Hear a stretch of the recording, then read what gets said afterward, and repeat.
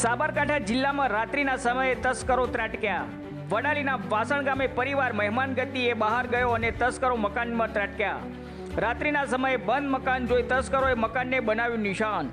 તસ્કરોએ મકાનમાં ઘૂસી તિજોરી અને કબાટને તાળું તોડી સરસામાન વેરવિખેર કર્યો। 1 લાખ કરતાં વધુ સોના ચાંદીના દાગીનાનો લઈ તસ્કરો ફરાર।